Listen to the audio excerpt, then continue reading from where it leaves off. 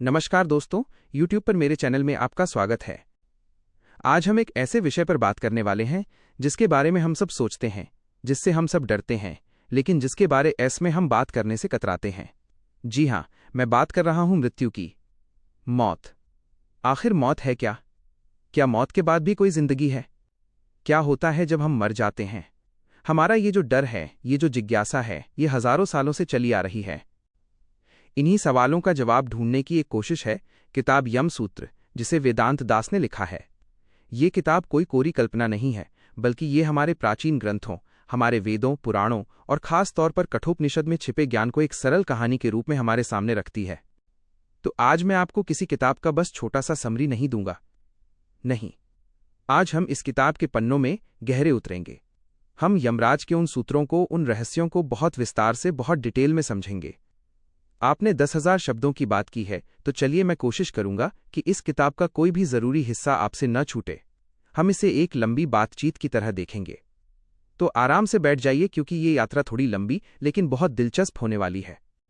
ये किताब हमें बताती है कि मौत अंत नहीं है। मौत एक बदलाव है, और इस बदलाव के देवता हैं यमराज। हम सबने यमराज के बारे में सुना है। हमारी फिल्मों, हमारी कहानियों में उन्हें एक भैंसे पर सवार, हाथ में गदा लिए, एक डरावने रूप में दिखाया गया है। हम उनसे डरते हैं। लेकिन यमसूत्र किताब यमराज का एक बिल्कुल अलग ही रूप हमारे सामने रखती है। वो यम नहीं, वो धर्मराज हैं। वो न्याय के देवता हैं।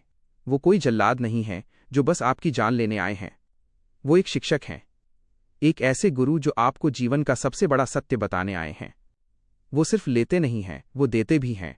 वो हमें सिखाते हैं कि कैसे जिया जाए, ताकि मौत का डर ही खत्म हो जाए। इस किताब का और हमारे पूरे अध्यात्म का जो सबसे बड़ा आधार है, वो एक छोटी सी कहानी में छिपा है। एक छोटे से बच्चे और खुद मृत्यु के देवता यमराज के बीच हुई बातचीत। ये कहानी है नचिकेता की। चलिए इस कहानी को जरा विस्तार से सुनते हैं। बहुत समय पहले वाजश्रवस नाम के एक बहुत बड़े ऋषि थे। उन्होंने एक बहुत बड़ा यज्ञ किया। इस यज्ञ में नियम था कि उन्हें अपनी सारी प्रिय चीजें दान कर देनी थीं। लेकिन ऋषि का मन अपनी अच्छी दूध देने वाली गायों में अटक गया। उन्होंने दान में वो गायें दी जो बूढ़ी हो चुकी थीं, जो दूध नहीं देती थीं, जो किसी काम की नहीं थीं। उनके छोटे से बेटे नचिकेता की उम्र भले ही कम थी, लेकिन उसकी बुद्धि बहुत तेज थी। वो ये सब देख रहा था। उसने देखा कि उसके पिता धर्म के नाम पर अधर्म कर रहे हैं। वो लोभ में फंस गए हैं। वो अपने पिता के पास गया और बहुत मासूमियत से पूछा, पिताजी, यज्ञ में तो सबसे प्रिय वस्तु दान दी जाती है। मैं भी तो आपका पुत्र हूं, आपकी प्रिय संतान हूं। आप मुझे किसे दान देंगे? पिता ने पहले तो उसकी बात को टाल दिया, लेकिन नचिकेता बार बार वही सवाल पूछता रहा, आप मुझे किसे दान देंगे? ऋषि को क्रोध आ गया। वो यज्ञ के काम से पहले ही थके हुए थे और बेटे की जिद से वो चिढ़ गए और गुस्से में उनके मुंह से निकल गया, जा, मैंने तुझे मृत्यु को दिया, मैंने तुझे यमराज को दान दिया। अब सोचिए, एक पिता के मुंह से अपने बेटे के लिए ये शब्द। लेकिन नचिकेता एक आम बच्चा नहीं था। वो अपने पिता के वचन को सत्य करना चाहता था। वो जरा भी डरा नहीं। वो अपने पिता को प्रणाम करके सीधा यमलोक की तरफ चल पड़ा। जब वो यमराज के द्वार पर पहुंचा तो पता चला कि यमराज वहां हैं ही नहीं। वो कहीं बाहर गए हुए थे। लेकिन नचिकेता वहीं द्वार पर बैठ गया। 1 दिन बीता, 2 दिन बीते, 3 दिन बीत गए। वो छोटा सा बालक बिना कुछ खाए, बिना कुछ पिए यमराज के द्वार पर धैर्य से बैठा रहा। जब 3 दिन बाद यमराज लौटे तो उन्होंने एक छोटे से बच्चे को अपने द्वार पर तपस्या करते हुए देखा। उन्हें अपनी गलती का एहसास हुआ। एक ब्राह्मण बालक उनके द्वार से 3 दिन तक भूखा प्यासा रहा। ये तो घोर पाप था। उन्होंने नचिकेता से क्षमा मांगी और कहा, हे बालक, तुम 3 दिन तक मेरे द्वार पर भूखे प्यासे रहे। इस पाप के प्रायश्चित के लिए मैं तुम्हें 3 वरदान देना चाहता हूं। मांगो, तुम क्या मांगते हो? यहां से शुरू होती है वो बातचीत जिसने दुनिया को सबसे बड़ा ज्ञान दिया। नचिकेता ने अपना पहला वरदान मांगा। उसने कहा, हे प्रभु, जब मैं यहां से वापस अपने घर जाऊं तो मेरे पिता का क्रोध शांत हो चुका हो। वो मुझे पहचान लें और मुझसे पहले की तरह ही प्रेम करें। यमराज मुस्कुराए और बोले, तथास्तु, ऐसा ही होगा। फिर नचिकेता ने दूसरा वरदान मांगा। उसने कहा, मैंने सुना है कि स्वर्ग नाम की एक जगह है जहां कोई दुख नहीं, कोई बुढ़ापा नहीं, कोई डर नहीं। वहां पहुंचने के लिए जो अग्नि विद्या चाहिए, आप मुझे उस विद्या का ज्ञान दीजिए। यमराज ने देखा कि ये बच्चा आम बच्चा नहीं है। ये सुख सुविधा नहीं, ज्ञान मांग रहा है। यमराज ने उसे वो अग्नि विद्या भी सिखा दी और खुश होकर कहा कि आज से ये विद्या नाचिकेत अग्नि के नाम से जानी जाएगी। अब आई तीसरे और सबसे मुश्किल वरदान की बारी। यमराज ने कहा, मांगो तीसरा वरदान। नचिकेता ने जो सवाल पूछा, वो सवाल सुनकर यमराज भी हिल गए। नचिकेता ने कहा, हे मृत्यु के देवता, मेरा एक ही संशय है।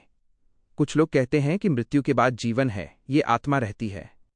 कुछ लोग कहते हैं कि मृत्यु के बाद सब खत्म हो जाता है, कुछ नहीं बचता। मुझे आपसे इसका सच्चा, असली ज्ञान चाहिए। मुझे बताइए कि मृत्यु का रहस्य क्या है, मरने के बाद इंसान का क्या होता है। ये सवाल सुनकर यमराज चौंक गए। ये वो रहस्य था जो वो किसी को बताना नहीं चाहते थे। ये आत्मज्ञान था, ब्रह्म ज्ञान था। यमराज ने नचिकेता को बहलाने की बहुत कोशिश की। ये इस किताब का बहुत जरूरी हिस्सा है, जिसे यम सूत्र हमें समझाता है। यमराज ने कहा, अरे बच्चे, ये तुम क्या मांग रहे हो? ये ज्ञान तो बड़े बड़े देवता भी नहीं समझ पाए। ये बहुत मुश्किल है। तुम कुछ और मांग लो। तुम 100 साल तक जीने वाले पुत्र पौत्र मांग लो। बहुत सारे हाथी घोड़े, धन दौलत मांग लो। मैं तुम्हें इस पूरी पृथ्वी का राजा बना देता हूं। तुम अप्सराएं मांग लो, संगीत मांग लो, दुनिया का हर सुख मांग लो जो इंसान सोच सकता है। मैं तुम्हें वो सब कुछ दूंगा। लेकिन बस ये मृत्यु का रहस्य मत पूछो। अब आप और मैं होते तो शायद बहल जाते। पैसा, राजपाट, लंबी उम्र, सब तो मिल रहा था। लेकिन वो नचिकेता था। नचिकेता ने यमराज को जो जवाब दिया वो हम सबके लिए एक सबक है। नचिकेता ने कहा, हे यमराज, आप मुझे जो ये सारे सुख दे रहे हैं, ये सब क्षणभंगुर हैं। यानी ये सब आज हैं, कल नहीं रहेंगे। आप मुझे लंबी उम्र देंगे, लेकिन एक दिन तो वो भी खत्म हो जाएगी। आप मुझे जो ये अप्सराएं और भोग विलास दे रहे हैं, ये सब तो हमारी इंद्रियों को, हमारे शरीर को और कमजोर ही करते हैं। ये सारा धन दौलत, ये राजपाट, ये सब तो यहीं रह जाएगा। मुझे ये सब नहीं चाहिए। मुझे तो वही ज्ञान चाहिए। मुझे सिर्फ सच जानना है। नचिकेता की इस जिद को, इस विवेक को देखकर यमराज बहुत प्रसन्न हुए। उन्हें समझ आ गया कि ये बालक ज्ञान का सही अधिकारी है। तब यमराज ने नचिकेता को उपदेश देना शुरू किया, और यही उपदेश यमसूत्र किताब का सार है। यमराज ने जो पहली बात बताई वो थी श्रेय और प्रेय का फर्क। उन्होंने कहा, हे नचिकेता, इस दुनिया में 2 रास्ते हैं। एक है प्रेय का रास्ता और दूसरा है श्रेय का रास्ता। प्रेय का रास्ता वो है जो हमें प्रिय लगता है, जो हमें अच्छा लगता है। ये रास्ता आरामदायक है, मजा देने वाला है। टीवी देखना, मोबाइल चलाना, जंक फूड खाना, आलस करना, ज्यादा सोना, ये सब प्रेय है। ये शुरू में बहुत अच्छा लगता है, लेकिन इसका अंत दुखदायी होता है। ये हमें भटकाता है। और दूसरा है श्रेय का रास्ता। श्रेय मतलब कल्याणकारी। ये रास्ता शुरू में मुश्किल लगता है। सुबह जल्दी उठना, कसरत करना, पढ़ाई करना, मेहनत करना, सच बोलना, ये सब श्रेय है। ये रास्ता मुश्किल है, लेकिन इसका अंत बहुत सुखदायी होता है। ये हमें हमारे असली लक्ष्य तक ले जाता है। यमराज ने कहा, बुद्धिमान इंसान प्रेय को छोड़कर श्रेय के रास्ते को चुनता है, और मूर्ख इंसान प्रेय के सुख में फंसकर अपने असली लक्ष्य से भटक जाता है। तुमने मुझसे धन दौलत, राजपाट न मांगकर जो ज्ञान मांगा है, उससे ये साबित होता है कि तुम श्रेय के रास्ते पर चलने वाले बुद्धिमान बालक हो। इसके बाद यमराज ने नचिकेता को वो रहस्य बताया जिसके लिए वो अड़ा हुआ था, आत्मा का रहस्य। यमराज ने कहा, हे नचिकेता, तुम जिस चीज के बारे में पूछ रहे हो वो आत्मा है, और सच तो ये है कि ये आत्मा न कभी मरती है और न कभी जन्म लेती है। ये अजर है, अमर है, शाश्वत है। जैसे हम पुराने कपड़े उतारकर नए कपड़े पहन लेते हैं, ठीक उसी तरह ये आत्मा एक पुराने जर्जर शरीर को छोड़कर नया शरीर धारण कर लेती है। बस इसी को लोग मृत्यु कहते हैं। लेकिन आत्मा की मृत्यु नहीं होती। तुम शरीर नहीं हो, तुम मन नहीं हो, तुम बुद्धि भी नहीं हो। तुम वो आत्मा हो जो देख रहा है, जो महसूस कर रहा है, वो तुम हो। ये आत्मा इतनी सूक्ष्म है, इतनी छोटी है कि इसे देखा नहीं जा सकता, और इतनी विशाल है कि ये पूरे ब्रह्मांड में समाई है। ये आग से जलती नहीं, पानी से गलती नहीं, हवा इसे सुखा नहीं सकती, और कोई हथियार इसे काट नहीं सकता। जो इंसान इस सच को जान लेता है, वो मौत के डर से हमेशा के लिए आज़ाद हो जाता है, क्योंकि उसे पता चल जाता है कि मैं तो कभी मरने वाला ही नहीं हूं। ये ज्ञान सुनकर नचिकेता के रोंगटे खड़े हो गए। लेकिन फिर उसने पूछा, प्रभु, अगर मैं आत्मा हूं तो फिर मैं इस शरीर में फंसा क्यों हूं? मैं इस मन और इंद्रियों के वश में क्यों हूं? मैं खुद को शरीर क्यों समझता रहता हूं? इसका जवाब देने के लिए यमराज ने एक बहुत ही खूबसूरत उदाहरण दिया, जिसे यम सूत्र किताब बहुत अच्छे से समझाती है। इसे कहते हैं रथ की कल्पना। ये इस किताब का सबसे जरूरी सूत्र है। यमराज ने कहा, हे नचिकेता, तुम अपने शरीर को एक रथ चैरियट समझो। इस रथ में 5 घोड़े जुते हुए हैं। ये 5 घोड़े हैं तुम्हारी 5 इंद्रियां, सेंसेस माइनस तुम्हारी आंखें, कान, नाक, जीभ और त्वचा। ये घोड़े बाहर की तरफ भाग रहे हैं। आंखें सुंदर नज़ारे देखना चाहती हैं, कान अच्छा संगीत सुनना चाहते हैं, जीभ अच्छा स्वाद चखना चाहती है। इन 5 घोड़ों की लगाम, रेन्स जो है, वो है तुम्हारा मन, माइंड।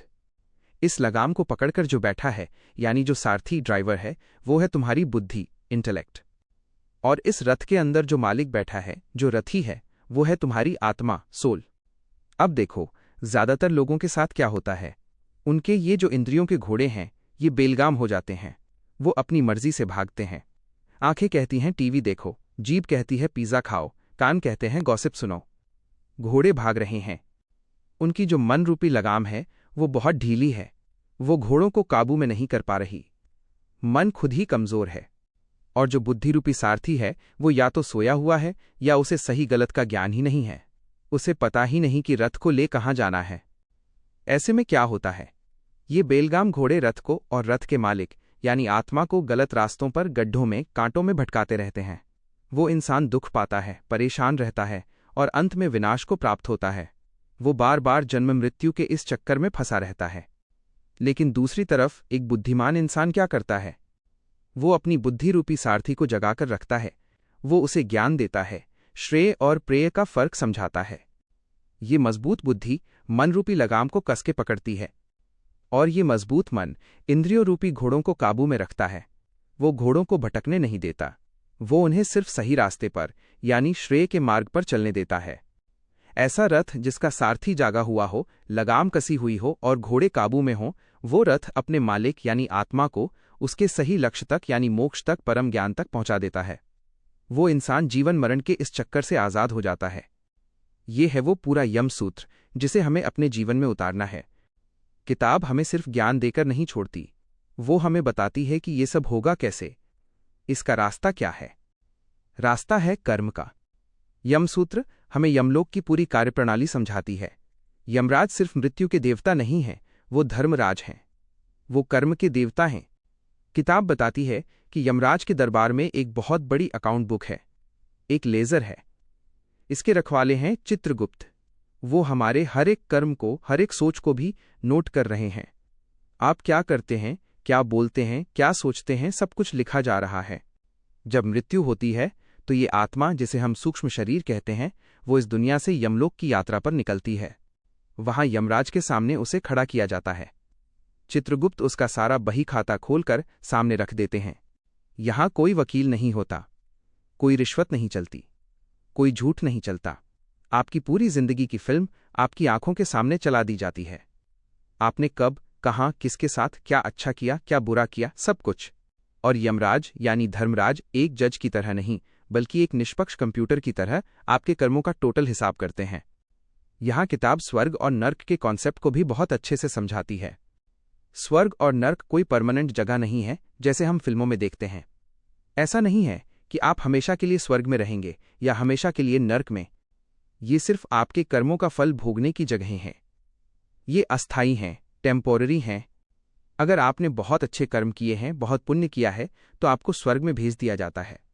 वहां आप अपने अच्छे कर्मों का फल भोगते हैं, आपको हर सुख सुविधा मिलती है। और अगर आपने बहुत बुरे कर्म किए हैं, पाप किए हैं, दूसरों को दुख पहुंचाया है, तो आपको नर्क में भेजा जाता है।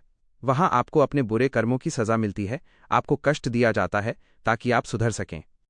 लेकिन मजा देखिए, दोनों ही केस में जैसे ही आपके पुण्य कर्मों का कोटा खत्म होता है, आपको स्वर्ग से निकाल दिया जाता है, और जैसे ही आपके पाप कर्मों की सजा पूरी होती है, आपको नर्क से भी निकाल दिया जाता है।